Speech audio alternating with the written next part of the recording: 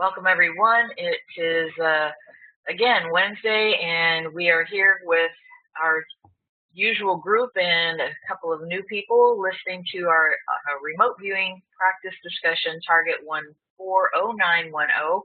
I'm Teresa Frisch, and I offer these informal webinars for the remote viewing community to share practice sessions, and we can share information, learn from each other as a group, as well as making them available on YouTube, and anyone can come to listen and sit in with us and ask questions. And that way, if you don't know anything about remote viewing, you learn a lot just by putting up with us as we do our homework. So tonight's target is demolition of the Hobart manufacturing plant here in Troy, Ohio. And this is a little bit fuzzy, just because I wanted to capture this image for the feedback in the recording.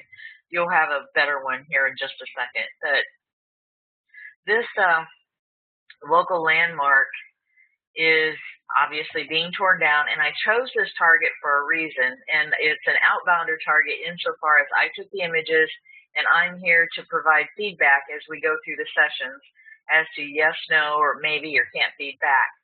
But you'll see in the feedback document when I change over that there's a progression of the building coming down, and the machinery will be moved in different places, so you can tell that there was motion and sound that would be accompanying that. But I also chose this target for the reason that it is nonviolent. It does show demolition processes and a building that's being torn down, but perhaps some of you who want to use this remote viewing ability to help others, and one of the things are disaster situations or missing persons situations. You could very well be in a building looking for somebody who, and be exposed to this environment. So again, there's nobody getting hurt here. The building is like, empty, open to the air, loud, echoey, and it's kind of nice to have a dress rehearsal for things, because we learn when we study with Lynn that when you make sight contact for the first time, it's like being in a dark room with a flashlight, and you're winking about the site, looking around, getting flashes of information. And it's always kind of nice to have had that first experience behind you. So we've done targets before with empty buildings instead of busy buildings with all kinds of activity, and we've done targets with people and activity going on, various kinds. So this one I thought would be a demolition type experience that you could try your hand at, and it's not your typical target, I'll put it that way. So let me switch over to my desktop so you get a little bit of flashing here.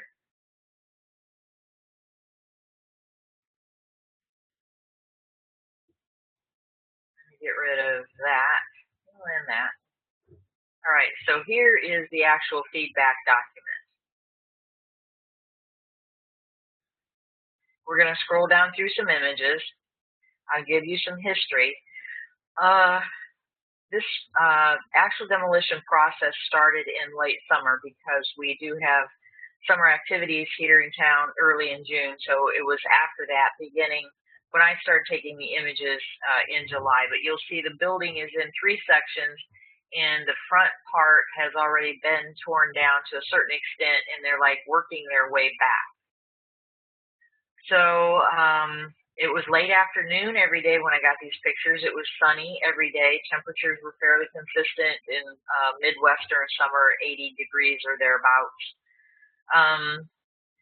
Sounds of scraping metal, large pieces of equipment moving about, people talking, local vehicular traffic with radios playing, because it's summer and people have their windows down. It's surrounded by 4 streets. And smells of fast food. There's burgers and fries behind me, if anybody picked up on that. And there's a coffee shop across the street. Then the actual piece that's taken, which I will give you links at the bottom there too.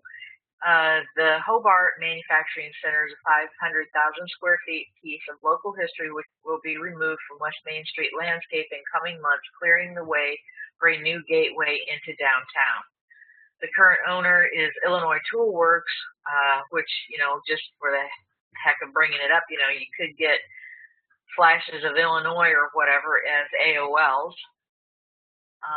Will demolish the former Hobart Brothers Company manufacturing plant, whose main portion was built in 1925. The company is known for manufacturing generators, welding equipment, and filler metals. ITW bought Hobart Brothers in 1996 and moved operation from the Main Street building to newer facilities west of I-75. Options for the best use of the property were explored, and the business manager and the Troy Development Council are quoted. In the end, I think everybody felt there was no way you could have reused it, he said of the building. We decided to take it down, let the city, Troy Development Council decide what goes in its place. The plant fills the property that lies north of Main Street, south of Water Street, between Adam and Elms, and it will make the demolition a very public site. And they're working to minimize disruption to the community. It'll take 6 to 9 months from west to east, and then there's 10 acres that they say will be looked at for future use. And there are underground storage tanks and asbestos, and they will leave it a grass lot if anybody moved ahead in time. And they want the community to be involved in what it is used for in the future. Their surrounding uses like the library. Want to generate more revenue for the city, so there are conceptuals and the downtown merchants and community. The land is zoned for manufacturing, so rezoning will be needed when future use is more certain, and it could include retail. Demolition will include the removal of the closed pedestrian walkway over Adams Street, linking the plant and the former Hobart Brothers office building to the east. The office building now is the Hobart Center for County Government. Historic items associated with the plant walk, including the walkway clock, will be handled with the help of the local historical society. The plant was built over a portion of a former lock on the Miami-Erie Canal. Canal remnants likely will be a large collection of architecturally neat stones, and I'm sure we will find good use for that. So it's actually in the basement, and they are looking toward preserving that. And here is the link that I just read everything from that article, and then there's a historical blog spot with a really nice piece of history about the whole site. So here you can see some of the machinery. We've got two big, I call them backhoes, like they grab stuff, and a little bobcat, not an animal, but that's what you call this little white guy, the white machinery thing there. This is a picture from the opposite side. As you can see all the way through, you can see on the inside some of the pipes and electrical fixtures and vents and such as that. So if any of you got that in your feedback, there's a close-up of it with the sun's rays. Apologies. And the fence, iron fence surrounding it and securing the site. And here is even more of it being torn down. You can see it's way back in now.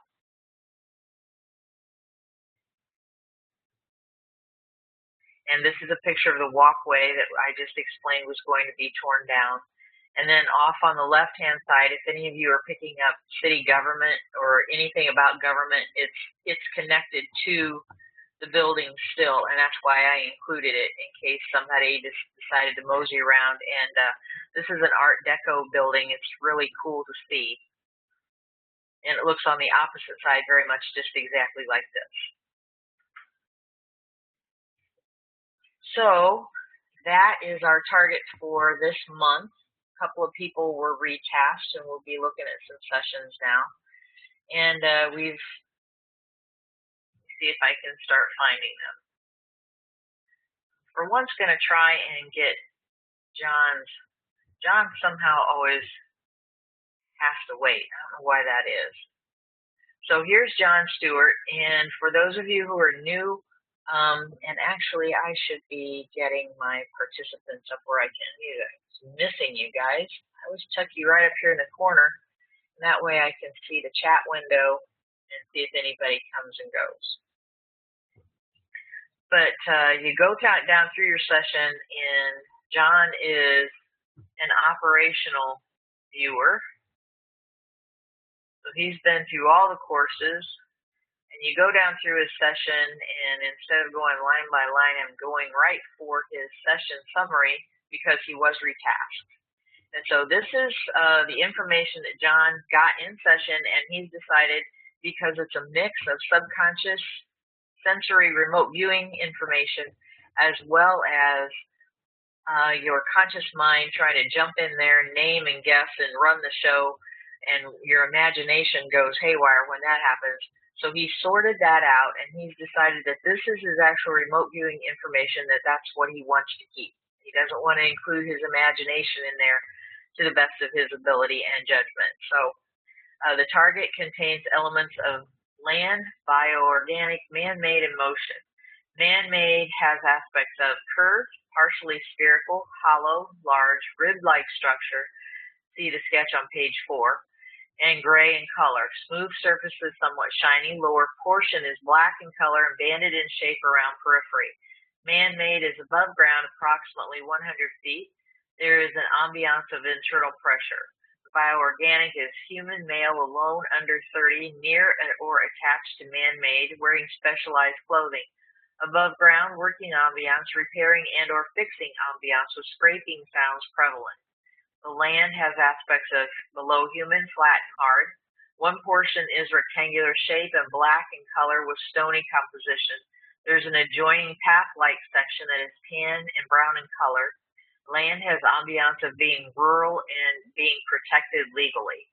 And motion has aspects of floating, midair, and gentle. And I thought that being protected legally, I thought that, well, we do have the government building there, but the site is secure with the fence. So John has a lot of good perceptions. Lynn or John, if you want to key up your mic, go ahead, and I'll bring up that retasking. I just have to find it in all these. There it is. Okay, so here's John's session. So what I did was look at his first session and decide if I were the customer or the analyst, what perception I would like to learn more about. So I told John and you always retask the viewer on their perception. You cannot task a viewer on a perception that they did not get. So I told John to move inside that which you say is man-made that has aspects of curved, partially spherical, and described. And so he's regained sight contact. This is several days later, so he took a break and waited for me. And we can revisit any of these sketches here in just a minute.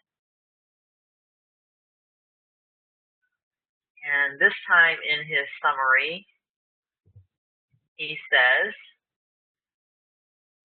target contains elements of man-made biological air and space. The man-made has aspects of large, cavernous, spacious, unobstructed interior, gray color, curved walls, smooth texture, and which are constructed in a rib-like pattern.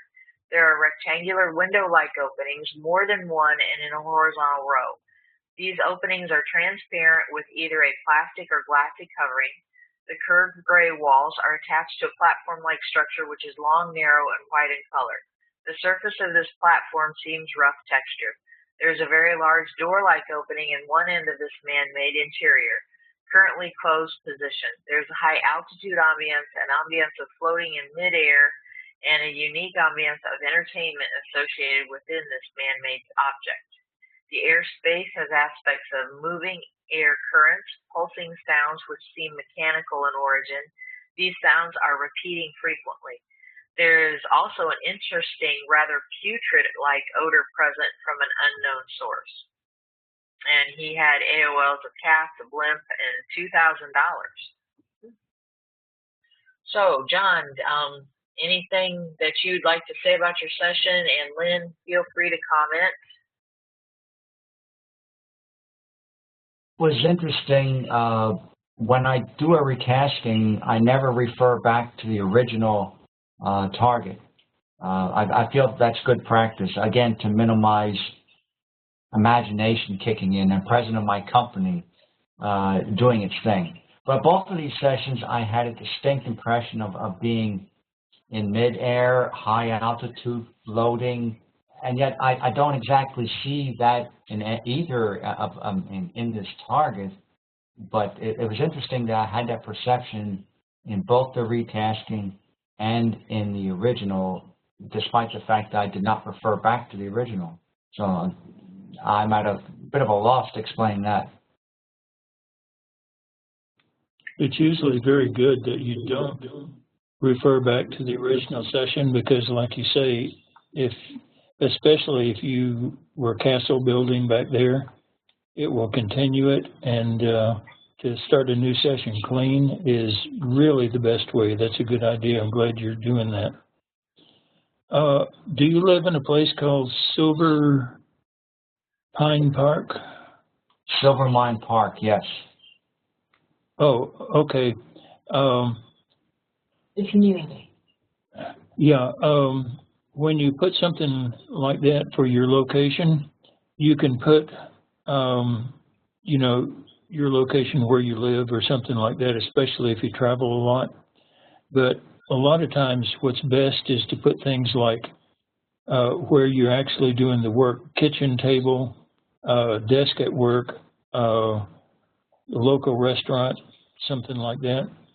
And over a period of time, as you database these, it will actually tell you where in town or in your home, or, you know, you say out on the porch, kitchen table, easy chair in living room while TV's going. It'll actually tell you where you get your best results when you view. Silver Mine Park, do they actually mine silver there?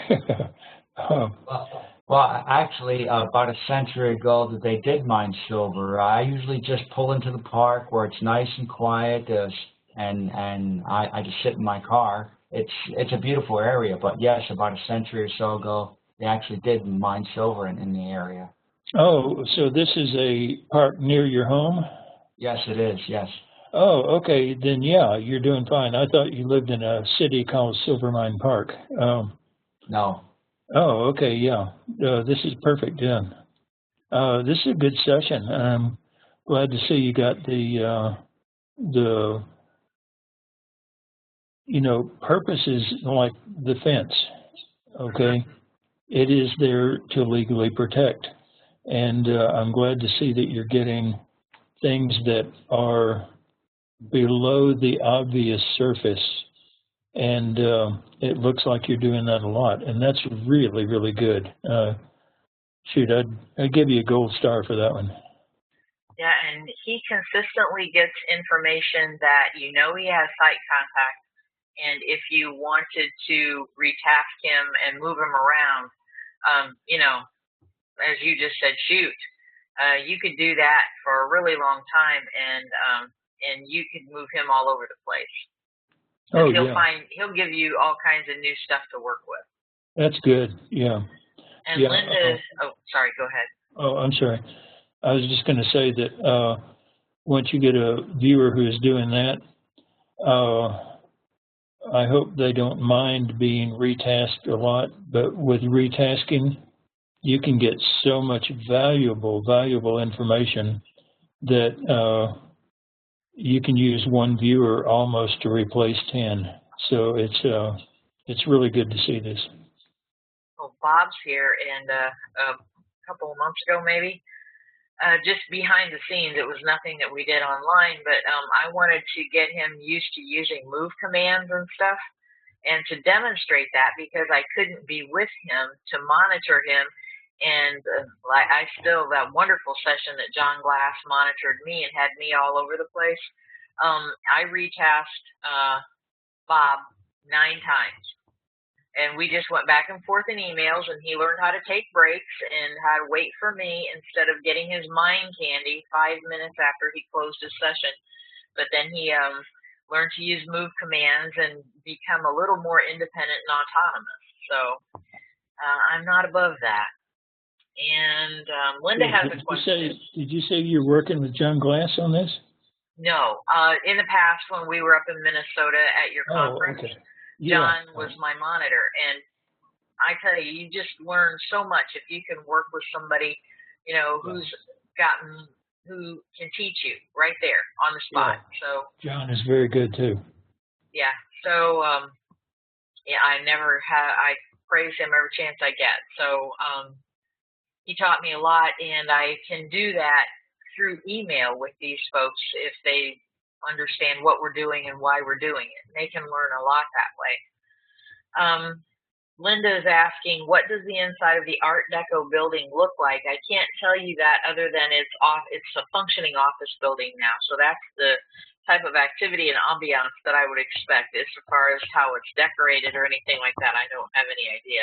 And then she got the round thing, a dome-like thing. Okay. The manufacturing plant interior, which I'll close John's session and we can look at that again. The feedback photo. Because right now the interior of the building, it's just all open to air. There's pipes, and here you go.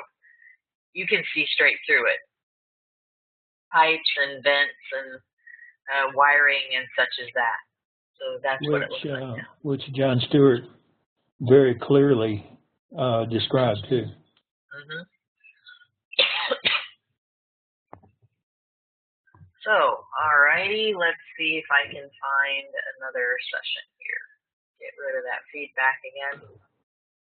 If Linda wanted to know what's on the inside, she could task herself, or retask John. You get a good description. I'm going to delete this little shortcut there so I know I'm making progress with everybody. All right, who is this? Oh, that's another Stewart. I had him up more than once. Now I'm getting a little nervous. All right, and here's Linda's session. Oops, got that big enough. All right, Linda has sent in her summary, and then her session follows. She has, this target was difficult for me to get into. I'm not sure I ever got the signal line. I just wasn't in the zone. So this may be well off tangent. I had a lot of other work to do and had not been practicing, but I'm handling it in any way for learning purposes. By the way, Linda's just started sending in sessions. I believe she studied with Dave Morehouse and has actually been viewing behind the scenes, but has just been sending in sessions to talk about. So the target seemed to be a large structure in a flat landscape with water and biologicals and other smaller structures.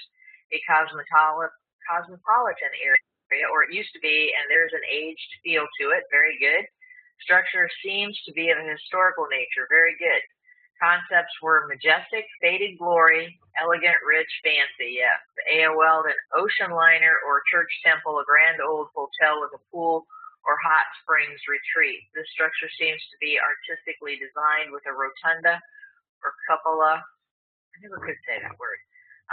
Plates, bronze color, metallic bell shape. The entire structure looks like a circuit board from the air. I could see that resemblance. I'm not waffling either because it's with all that wiring and stuff from the air. It's a tangled mess. A couple of large columns, impressive entrance. For some reason, the three crosses of the crucifixion came to mind, Jesus and the two thieves. Lots of colors, browns, rusty brown, sandy brown, mustard yellow, silky gold, white, aquamarine. The phrase colors of Atlantis came to mind. Textures like sandy, gritty, grainy, rough, smooth, wet, silky dry material with temperatures being cool, fluid, temperate, slightly humid. Tastes were wet, mineral, sandy, stone, metallic. I also got fishy and salty, but I think that was castle building. Part of me thought water equals fish, then dolphins popped up. A lot of energetics, lots of movement, like water, fluid water, swirling whirlpool, disaster, flooding, damage, breaking up, escaping, contamination, miles, AOL, the oil spill and the shipwreck, and bathysphere. This felt historical rather than present. However, otherwise energetics perceived through sound were high-pitched, a medley of sound and activity like people and machine noises like a casino, but these were not clear. I felt out of place or uncomfortable as if it were too much of something. I felt out as if I were out of my time or designated area. I felt a hint of personal danger or dislike. I think Linda and everyone will find that when you get targets, you're always out of your normal space and time. So that's natural. It's just a part of it. And you're always being tasked. Well, usually being tasked with things that have happened in the past and far distant away from you. So that's just a natural feeling, and it also sort of lets you know, hey, I'm not in Kansas anymore. You know, I'm going to visit someplace. And she got columns. There were lots of columns that was in the feedback. An arch that may be symbolic, and a big gong on pot, and fine decorations.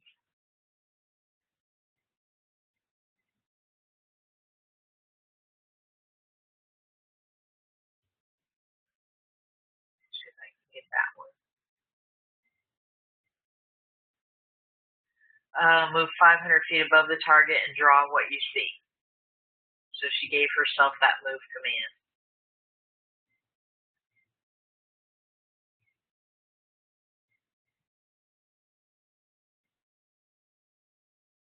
Wonder if that point on top, there is that big smokestack tower thing that is part of that building.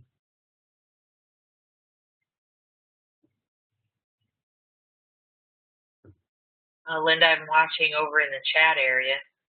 I think I decided that it was fancier than it was. If you seem to be getting most of the perceptions that would be in line with what I would say was the demolition process. But also there is that the lobby area, and I don't know what it looks like, would still be intact. So I apologize. I don't know if there's any decorative aspects to that or not. I romanticized it, but I certainly felt destruction and age. This is a really good session. Your summary has nailed, if you scored this on yes, no, and maybe as to what was going on, you're going to have a significant number of positive perceptions, I think. Yeah, this is a good high scoring session. Some of the problems, I think, started happening when she said, I'm not sure where it is, but it's early on in the session when she said that that reminded me of fish. Mm-hmm. There was that noun, and from that point on, that noun just took over. You got to watch for nouns. You just get rid of them. It is fairly close to a river. Rivers do smell. So, you never know if it's wafting on the breeze. I'm not saying it was, not at all. But it's kind of amazing what people's noses will pick up in this stuff. Oh, yeah, especially in around a demolition site. Yeah, there's no telling what you're going to smell. It says, I put a lot of water into it. Did it ever flood? It sits right on the other side of a levee. Big levee. Levee was built for a reason. So I don't know what year it was, and I don't know if you were unsteady in time or if there's something about that that you picked up.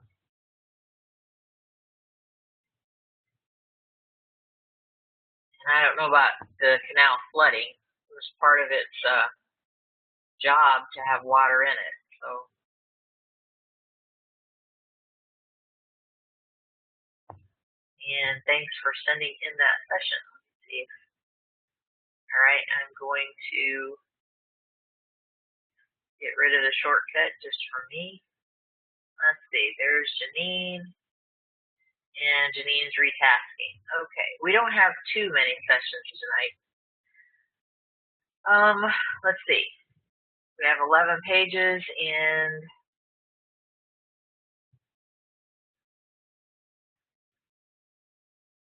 Janine and her famous complex and compound ideograms. John 2. Neat looking ideograms. Yeah. Lynn, we've got extra time tonight. You want to go? Would you like to put your instructor cap on and talk about these ideograms and how she's gone through the IAB sequence? Yeah. Okay. You have the ideogram, and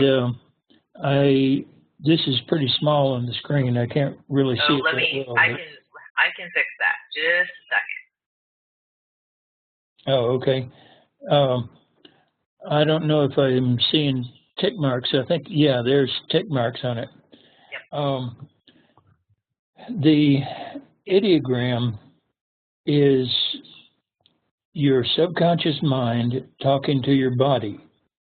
One of the big problems with humans, and one of the things that makes psychiatrists rich, is the fact that the subconscious and conscious don't talk to each other, but the secret is they both talk to the body.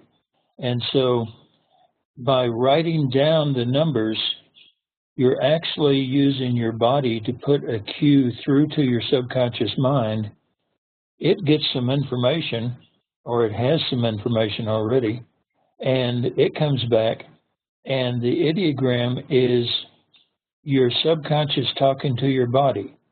And so as soon as you finish the coordinates, if you already have an ideogram in your mind, stop, get rid of it, and take the coordinates again until you can do it without your conscious mind getting in the way, without your conscious mind planning anything.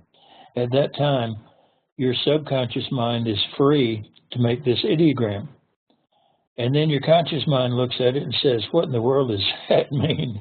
Oh, it's a squiggle. And so what you do is you work your pen along it in the same pattern that it went, in the same direction that it went.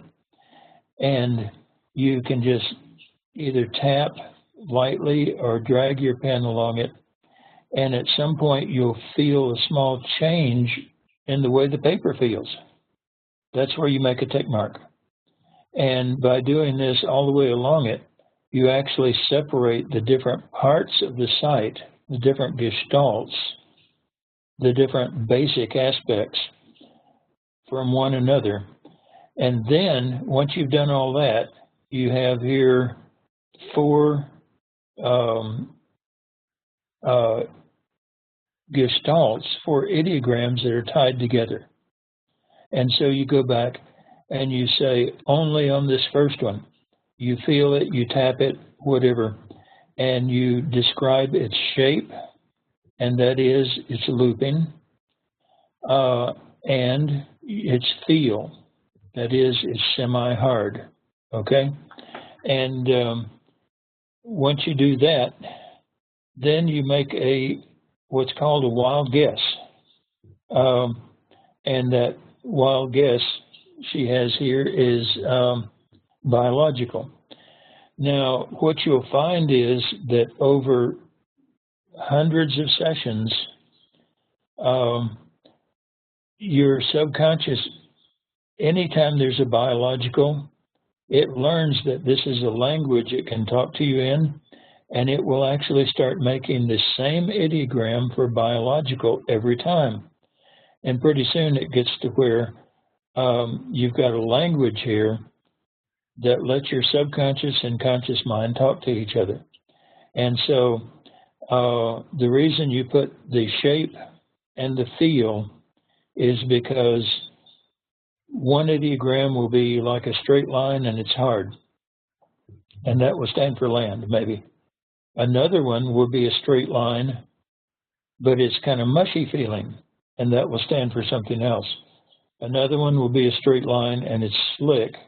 I mean, there are only a few basic shapes and a few basic feels, but the minute you put those together, a basic shape and a certain basic feel will stand for one of the gestalts, one of the aspects of the site. And it becomes very, very dependable over a period of time, you know, with practice. And so here, she's gone, okay, looping, semi-hard, biological. Then she goes to between the next two tick marks, there's another one, curving to a peak, and it feels hard. And she says, that's my ideogram for man-made. Then she goes to the line between the next two tick marks, and it's curving down up to a peak, and is that dropping? I can't read it. Anyway, and it's hard. And she says, that's my ideogram for an object, the object aspect of the site. And the next one, she goes to the final thing from the last tick mark out to the end, and she finds out that she has an ideogram for natural. Now, once you have identified those four basic aspects of the site, four in this case, then you can go back and you can say, okay, let's describe the biological, and you can make the biological your target. When you finish with that, you can go back and you can make the man-made your target. And that's what she's done here. She says, gives the coordinates again in parentheses, because all Q's are written in parentheses. She cues herself with the biological, and then she starts narrowing down, focusing down, and finding out things only about the biological. That way you don't have to do the entire site at one time. You can focus, once you've gotten these different aspects, you can focus down to each one, find out a lot of detail about that aspect, and then the man-made there in parentheses, then the object in parentheses. And so this is a very organized way to take your psychic ability, which is phenomenally disorganized, and tell your subconscious mind by putting a word into parentheses, hey, let's only deal with the natural aspect of the site right now and describe it. And doing it this way, your session becomes automatically organized. Also, when you go to write a summary, you're not writing just helter-skelter all over the place. You have an organized way to write your summary. And so this way of doing this is really helpful. Plus, it sets up a line of clear communication between you and your subconscious mind. That's something humans have never really had before.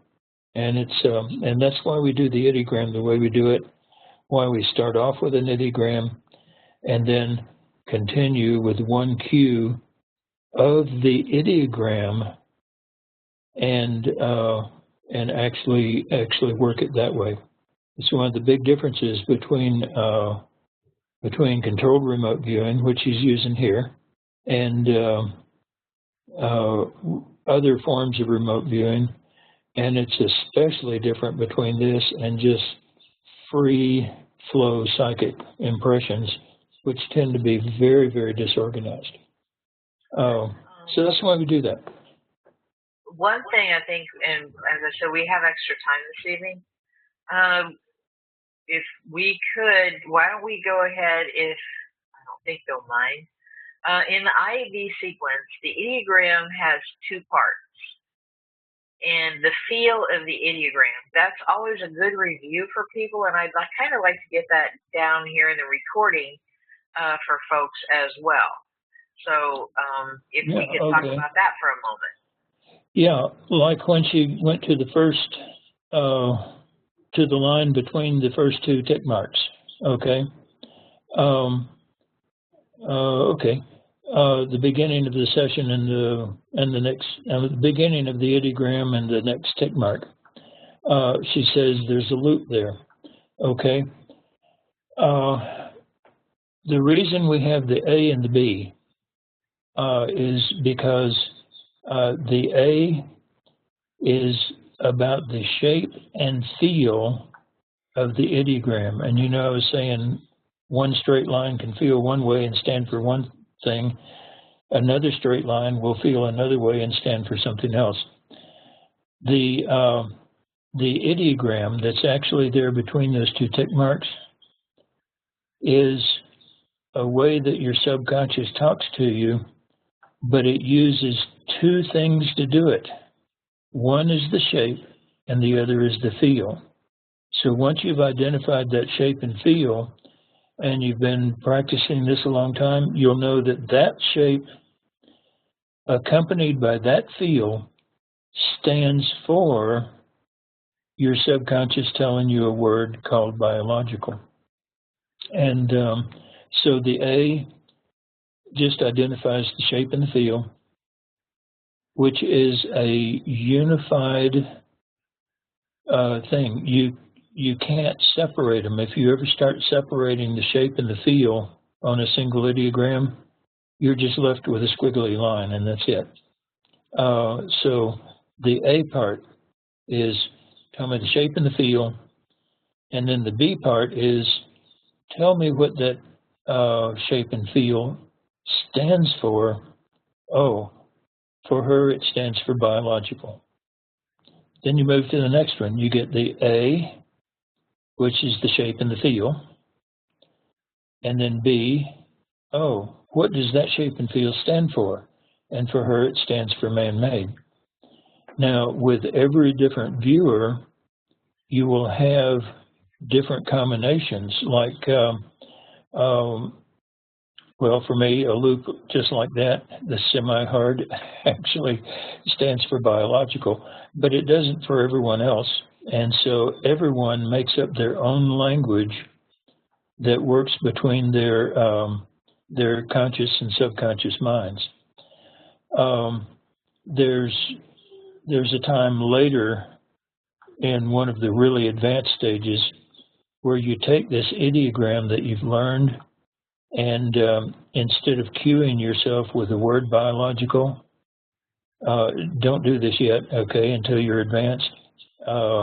You can actually cue yourself by drawing the ideogram and getting information back on the biological, in this case, and so forth.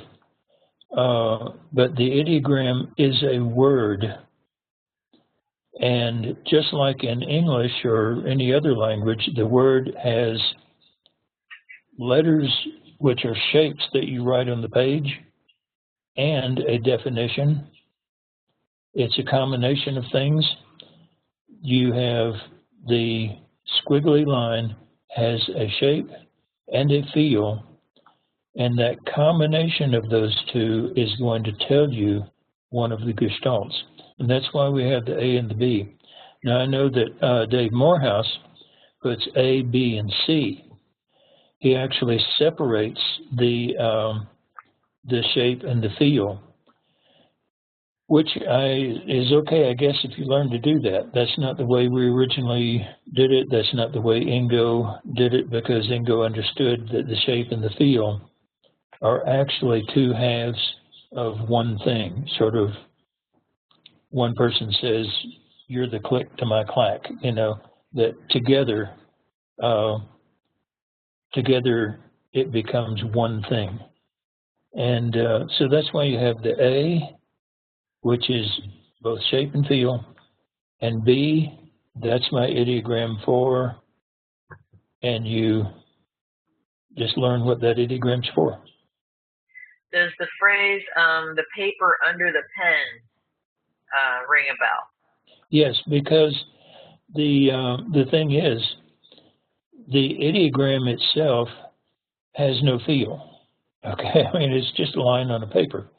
But if you learn that if you don't press down too hard or too lightly, and you just go normally across that ideogram, you'll feel like when you're making the tick marks, you'll feel that the paper feels scratchy in one place, smooth in another. Come on, it's the same sheet of paper. It's the same ink line on the same sheet of paper, and yet your subconscious mind will actually put sensors through into your hand and your fingers that will tell you exactly what it's trying to talk about, and so your as you trace back over that ideogram, over that line, you'll find that the paper feels different under the pen, and it's the paper that you're trying to feel, because the line is just a line. So you go across there, and that first loop feels semi-hard. The paper feels semi-hard. On the next loop, or in the next part of the ideogram, the paper may be very hard and slick or something like that. And you know it's the same sheet of paper, same line, but your mind is trying to tell you something, and it does it by how the paper feels.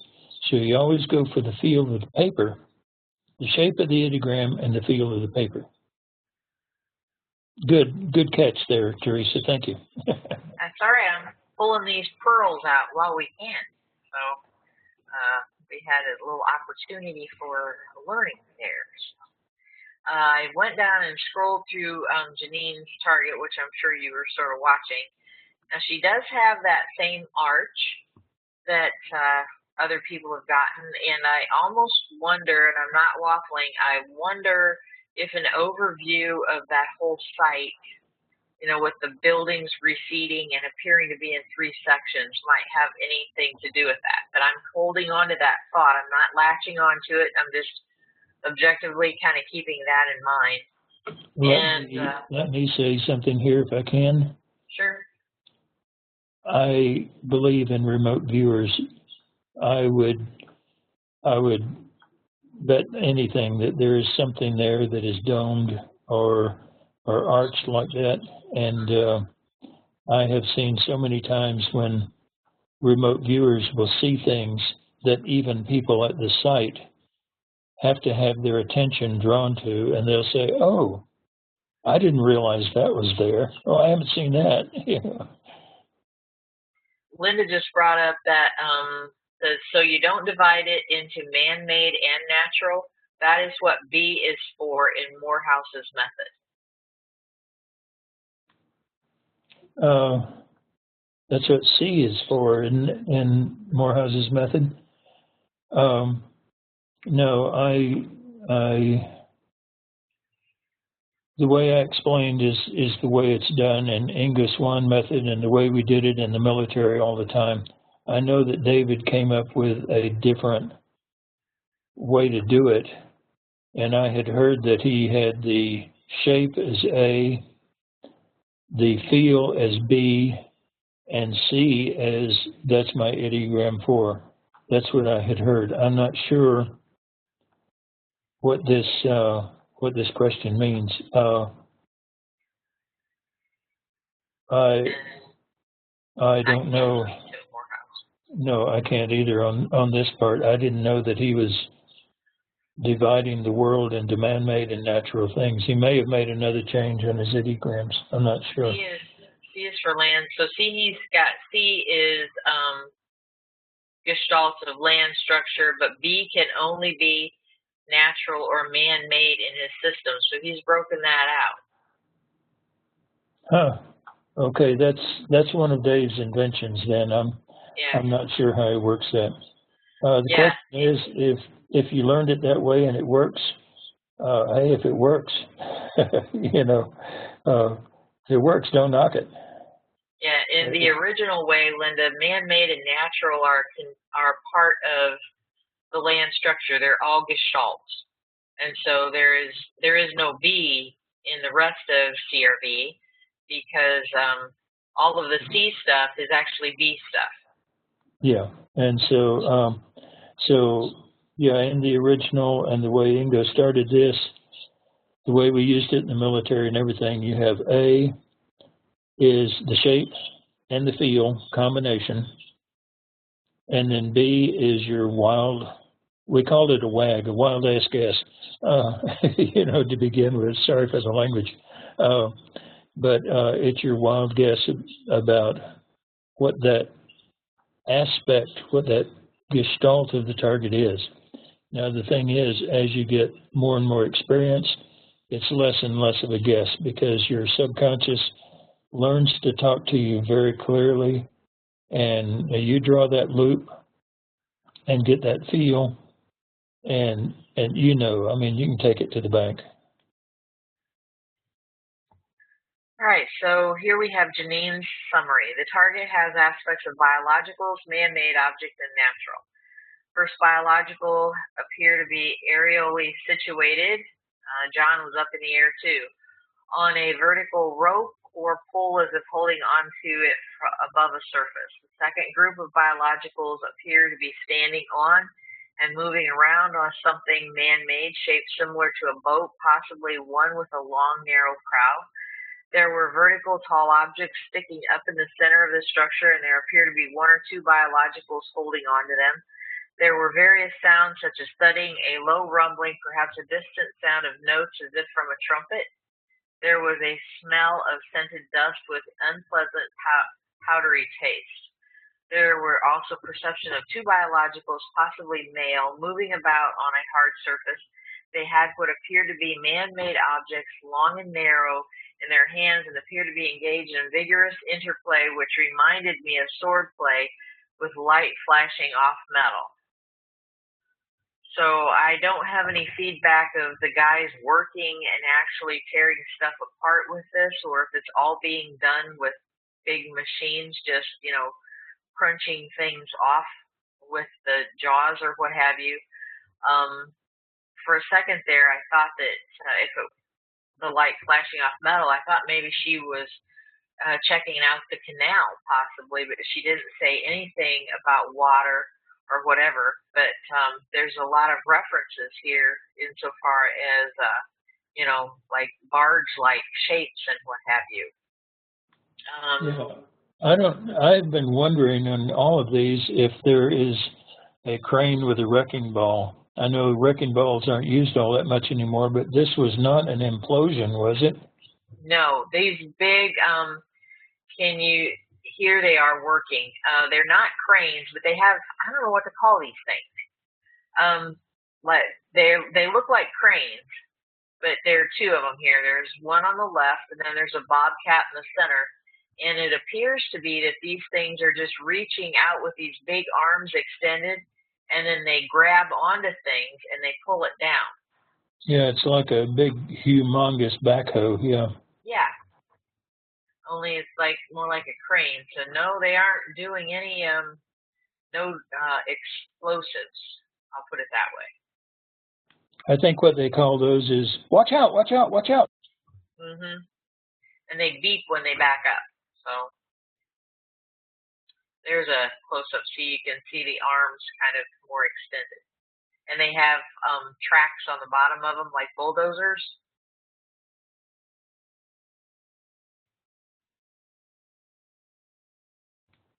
Yeah, I'm just willing to bet that there's some big elevated thing that's round up in the air. It's just everybody's getting it. I know that consensus doesn't count in remote viewing, but right. but I just Gotcha. I've been here long enough to believe in remote viewers. I know how well they do. Yeah. And here's, I think the original way may be best. Having to decide between man-made and natural can be difficult, like a wooden canoe. The wood is natural, but the shape's man-made. That was Linda commenting. Yeah, and that's a good point too. There are a lot of things like even a castle wall. Okay, you've got this big, huge cube of, or long cube of natural stone, but the stone didn't grow that way. It's a man-made block out of natural, and there are so many things that are both man-made and natural. It's very difficult. I know one time I got an ARV target that was a statue of Goethe over in Germany, and I reported back that it was a man-made, and the guy doing the tasking said, no, that's a biological, it's a person. And once you start trying to do that, you leave an awful lot up to interpretation, and that leads to one mistake after another. But yeah, there are a lot of natural man-mades and man-made naturals, and yeah, that's getting into some shaky areas there for interpretation of results.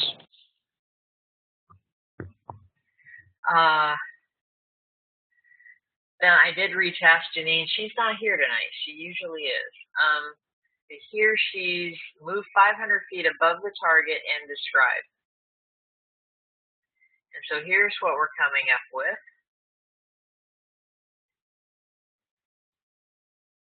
And I did think that was interesting because that you'll notice that building is in, way to go, 3 sections here with big open areas in between. I don't know what it was like when it was, it's not like there were courtyards or anything in there, but it's like it was almost constructed and added on or something. But anyway, without further investigation on my part, I just thought that this was interesting, her 3 shapes. Let me go down to her.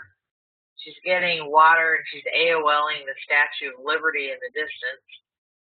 Again, there is that tall tower, but it doesn't look like the Statue of Liberty, and I'm not seeing, other than the courthouse, we did have talked to you or learned from you, Lynn, in session that things off in the distance or what have you, but no Statue of Liberties that I'm aware of, even off in the distance that might be sticking up.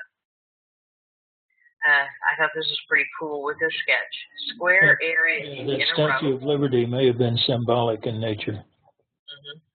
A lot of times a viewer will get symbolic information as to size or something like that, So that could be.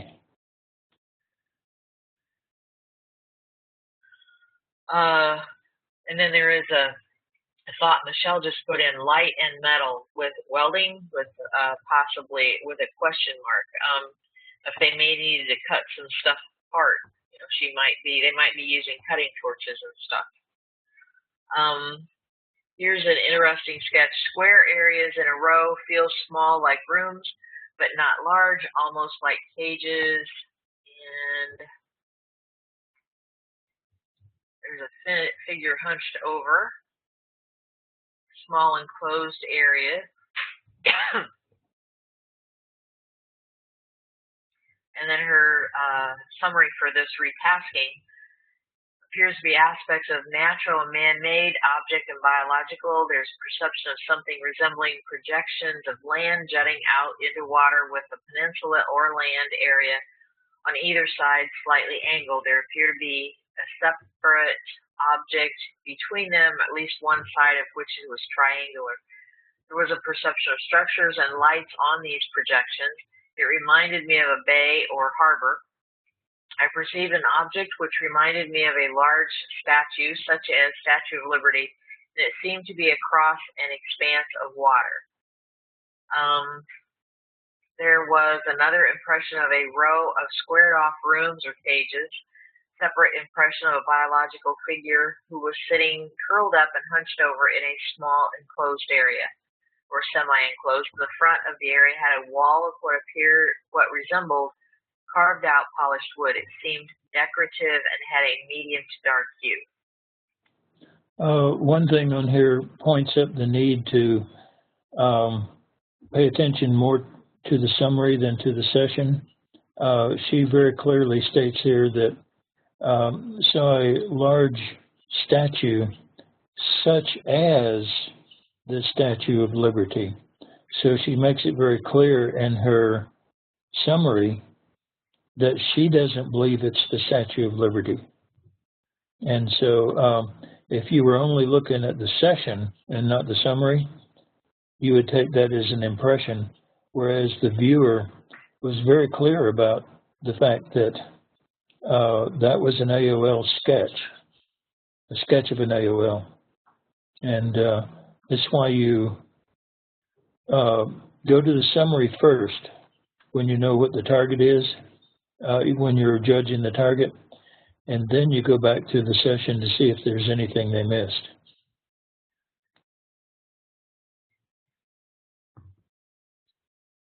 Okay. Bob's session is here. Nope, that's Janine, so we're going to make that go away.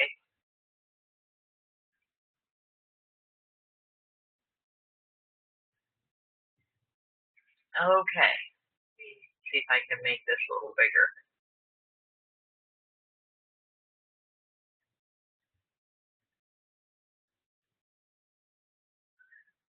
Okay, and see, we have 7 pages on this one. Oh, can I point out something here? Sure enough. Bob seems to be making single ideograms rather than compound or complex ones. He's got some hash marks. Let me make this a little bigger. Okay. Yeah, I see. This was the way it was originally done, and then we found out that as your subconscious gets to where it can not only give you words, it'll start giving you sentences, and some people, I'm one of them, by the way, like to go through a period where you get one ideogram for one gestalt, then you repeat the coordinates, get the next ideogram for the next gestalt, and so on. And then, you know, after I do maybe 1 or 2 pages of that, I will open it up to more compound and complex ideograms. It's a thing that I like to do. It's not mandatory for anybody, but I wanted to point out here that he started out by getting single gestalt ideograms, and there are 3 basic types of ideograms. That's simple, which is shown there, compound, which is where 2 ideograms or more tie together, and then complex, which are combinations of many different ideograms, and I've seen as much as a single ideogram go 3 and 4 pages long. Oh, that's painful. Oh, I know, it was Bill Ray. But Bill Ray had done so many sessions that after he did his first ideogram that was like 3 pages long, he would pick it up and read to you his summary from his subconscious was telling him about the target. Bill Ray is really, really good. Okay. Wow. Amazing.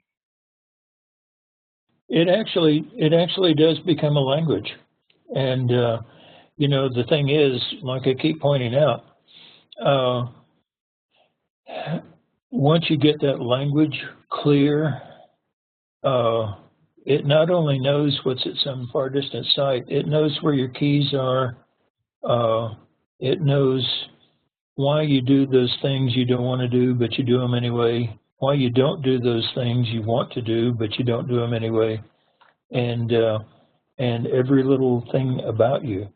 And you can learn remote viewing, or you can go spend hours on a very expensive couch in a psychiatrist's office to find out things about yourself that you'll never find out any other way.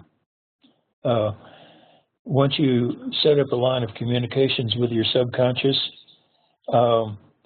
it's very smart, it's very fast, and it can be sometimes painfully honest to you, but it will be honest, and you'll find out things that you have no other way of finding out. I knew it. Kind of lingered on Bob's sketch there. He's getting a whole lot of, and obviously since I moved around in time a little bit with this, here's why I want to shrink this. There are people getting activities and stuff, not necessarily when I was there taking the picture at the end of the day. I couldn't make it during the day. So there's a whole lot of demolition type activity and people around that aren't necessarily in my images, but they are probably part of the activity at the site, you would think by default, at a different part of the day.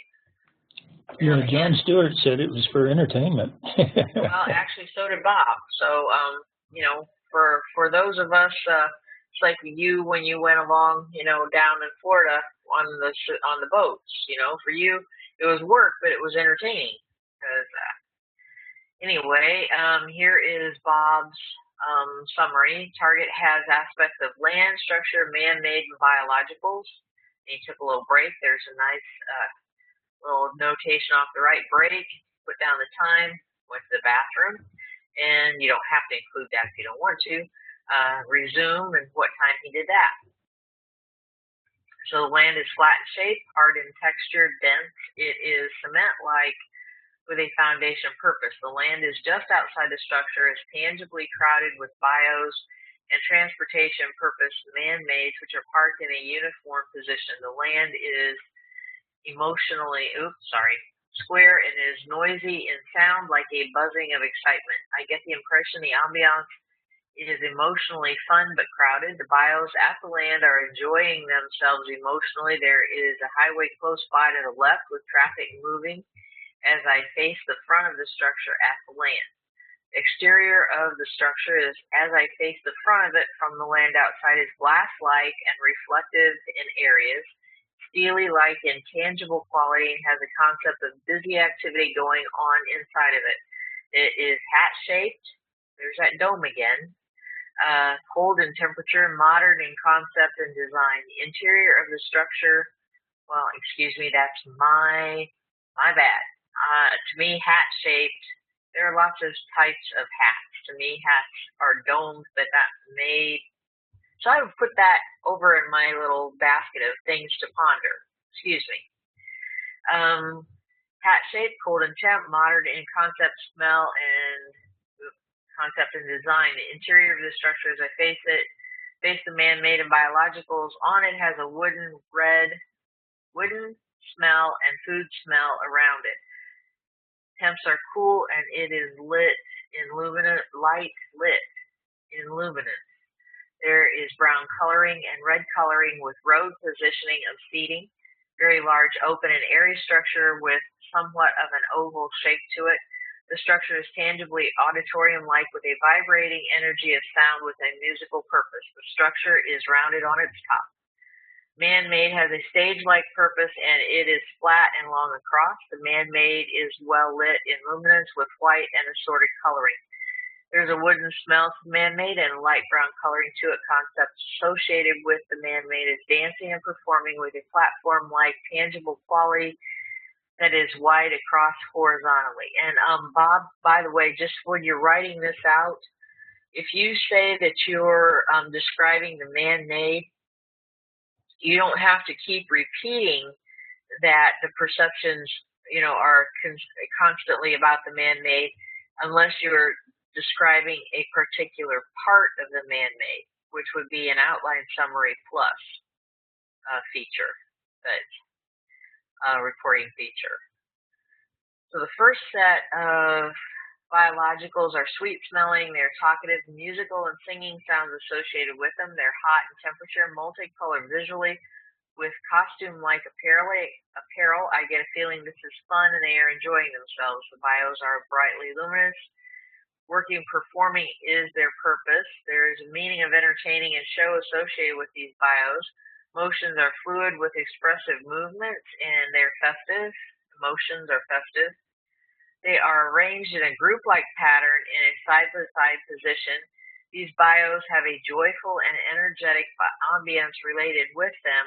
These bios are human in composition, male and female in structure, and concepts associated with them are professional, consort, and harmony.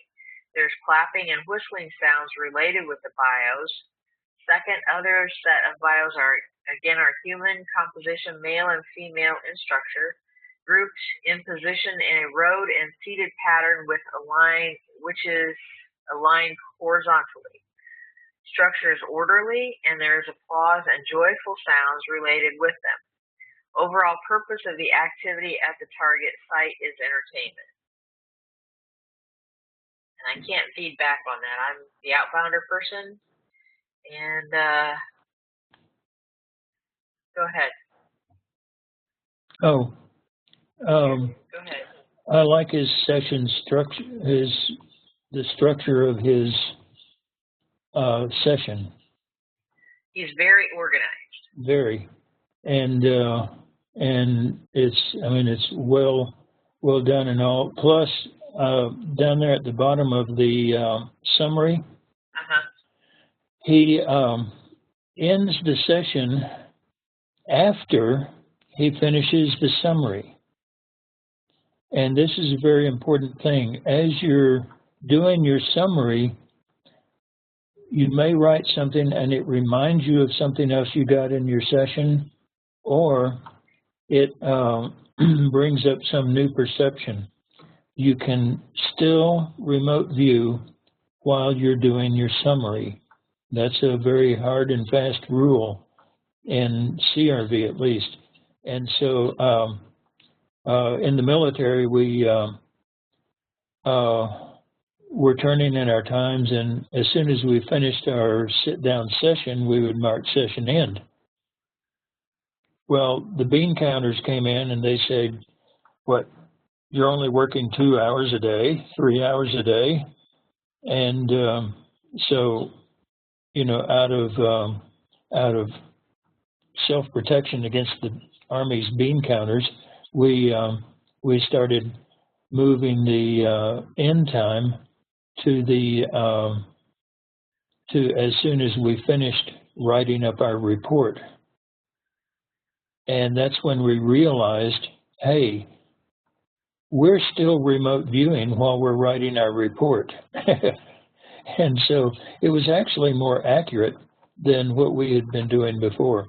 And so we got into the habit, and I see that he's in the habit too, of very correctly putting your ending time as the time when you're finished with everything. Okay? And this is a good thing. I was glad to see that. And Bob, anytime you want to chirp in here, chime in and comment or anything on your session. We have a couple of comments off here. Parade route, I can't account for it. There were no parades on the late afternoons when I was there. It was about 4:30 because they didn't seem to stop working until 5. So there actually was machinery moving around and noise and stuff that I can positively say. But I didn't pick up on anything. This is waffling, I know, and it does not count. But knowing that we're just across the river from the high school and that's when bands practice, when he dropped in, maybe that was going on. I don't know. There were radios and cars playing, but I don't remember any large groups of people entertaining. But Linda says that, as she pointed out, you're all getting entertainment, but there are bystanders. Even when I was there, this is a very important thing to the local community. I mean, there's some blogging going on.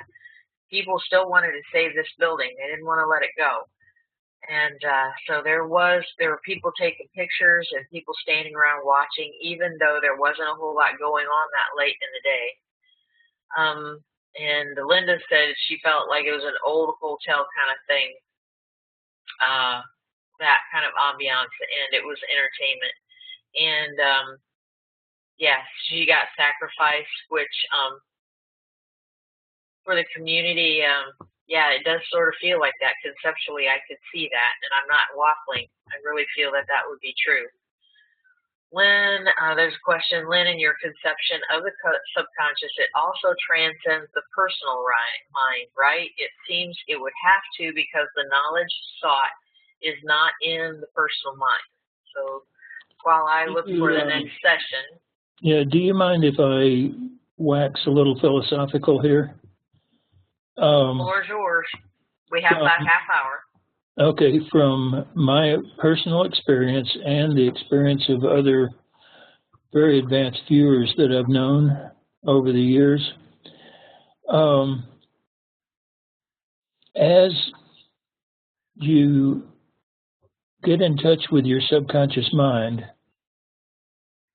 you realize that it has availability to everything, but it doesn't know everything and contain everything automatically. That it can go out and get anything you want it to, but it doesn't. It's not the Akashic records, if you want to say that, but it has availability to everything. But at the same time, as you send it out to get things, that adds to your subconscious mind's memory, your eidetic memory, and the question of what is personal tends to grow.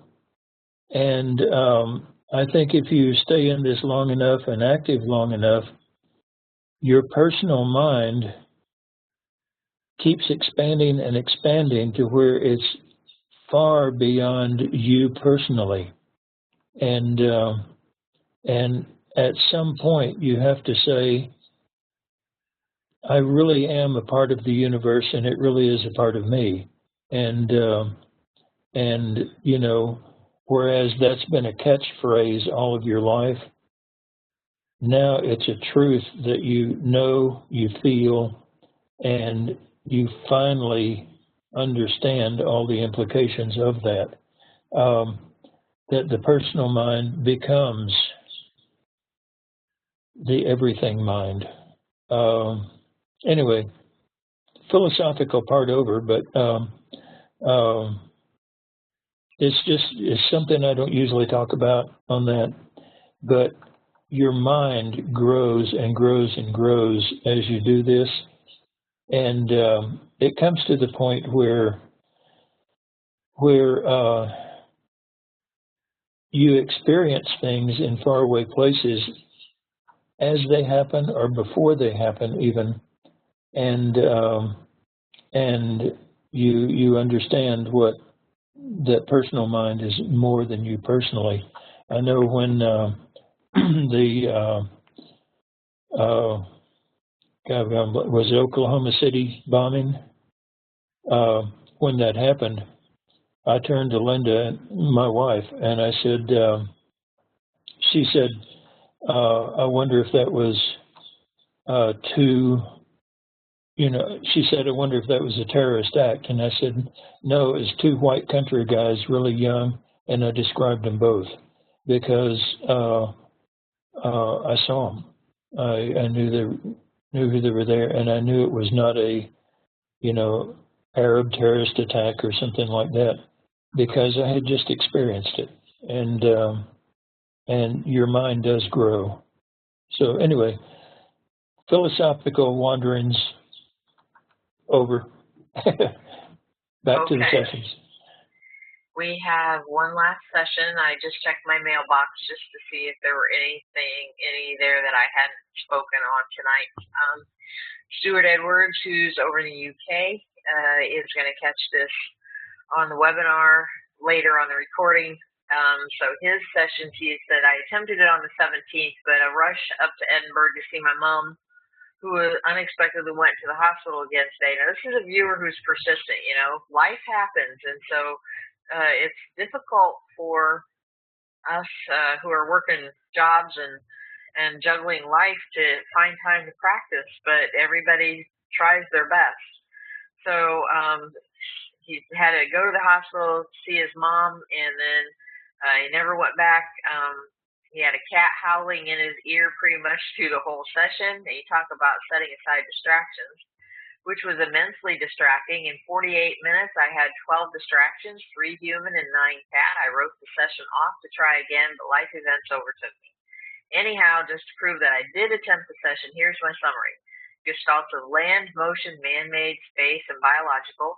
Land is flat with gentle undulations. It's slightly damp with wispy winds that are gently funneled at one point. Biological is a human female standing upright, well groomed. The space is powerful. Something hard is overreaching the focal point. Connected somehow to this is a rod-like structure that is elegant, polished, and shiny. A man-made structure has a rectangular red patch on a larger structure, which is dark like dusk or shadows. There's some sort of vertical slit on the back wall with light coming from it. Wood is present. There's an energy, buzz, noise beat. The motion is fast. There is an up aspect, grinding aspect, and falling sensation in gut. Orange is present. There's little resistance to the movement, which seems to be up high. There I also some sort of lattice-like barrier with 3 enclosed sides. So if I, like you're reconstructing a story, when he says there's little resistance to the movement, which seems to be up high, and you have these machines that are reaching up with these big pinchers, bucket-like pinchers, grabbing onto things and pulling it down, which is what I was watching them do. That if you overlay that and recreate it, to me that seems very, very on target and very, very accurate. Let me see that feedback. And then he's correct, there is orange at the site. And there is light peeking through the back because this is completely open to air. And here's the orange. And the picture, I'm sorry about the poor quality. I actually have a better one that I took on my camera and I never got it switched out. But anyway, that is some very, very, very orange right there. Tangerine orange.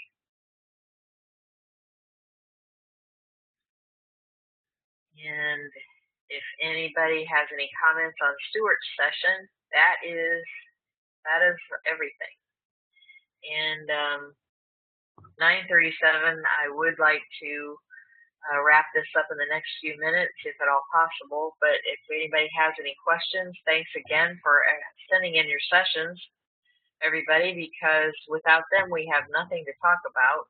And certainly you can go over the manual and any literature that you come up with, but without session work, it's really difficult to learn. You're welcome. Thanks, Lynn, for being here. More than happy to let you have the mic and just teach away. I have absolutely no problem with that. Yeah, I interrupt too often, but hopefully I can make it worth something. Worth gold, okay? That work for you? Yeah, just so long as it's not fool's gold. I don't think we have to worry about that. You've been out here. We go down to the desert to hunt for Oro Grande, which is a lot of gold, the town of Oro Grande. When students come here, I'll take them out to pick up minerals and turquoise and gold and all that. And you'd be amazed how much fool's gold there is and how well fool's gold can fool you. So anyway, that's off to the side.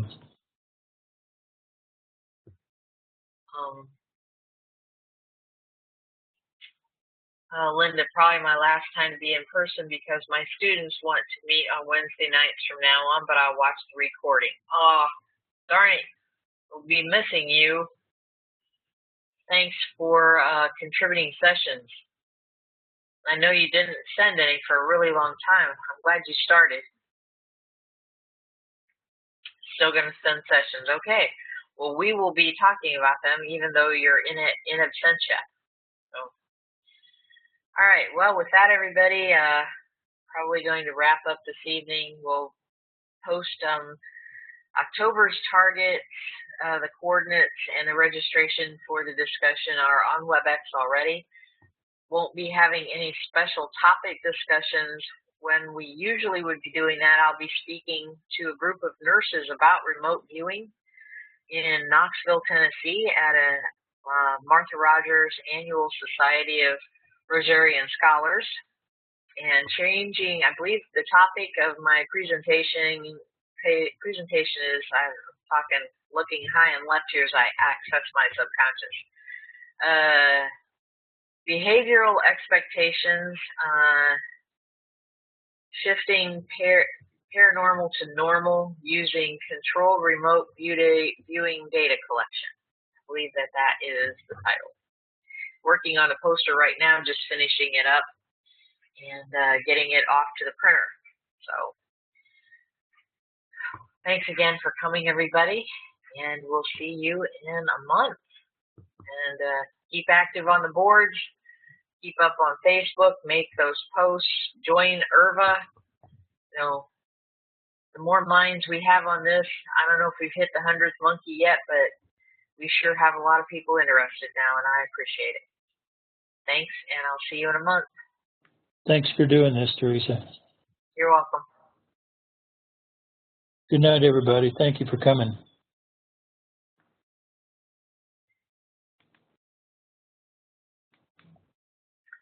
You're welcome, everybody over there saying thank you.